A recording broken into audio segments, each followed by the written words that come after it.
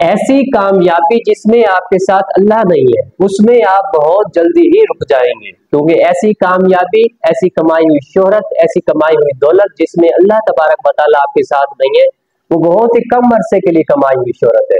अगर आप चाहते हैं आपकी कामयाबी, आपकी कमाई हुई शोहरत, जो चीजें आपने कमाई है वो लंबे अरसे तक चले, ताहयात चले, तो फिर अल्लाह तबारक व तआला को अपनी उस कामयाबी में साथ मिला ले। अल्लाह तबारक व तआला के बताए हुए अहकामात को मानकर, नबी करीम सल्लल्लाहु अलैहि वसल्लम की सुन्नतों पर अमल करके उस कामयाबी को हम लंबे अरसे के लिए और ताहयात बना सकते हैं। अगर हमारी कामयाबी में दीन नहीं है, सिर्फ दुनिया है, तो उस कामयाबी का कोई फायदा नहीं है। तो कोशिश करें दीन और दुनिया को साथ लेकर चले। दुनिया भी जरूरी है लेकिन दीन भी जरूरी है। उखरवी जिंदगी के लिए दीन बहुत ही अहम किरदार अदा करता है। तो अपनी इस दुनिया की कामयाबी को मुस्तकिल कामयाबी बनाने के लिए दीन को अपनी कामयाबियों में शामिल करें।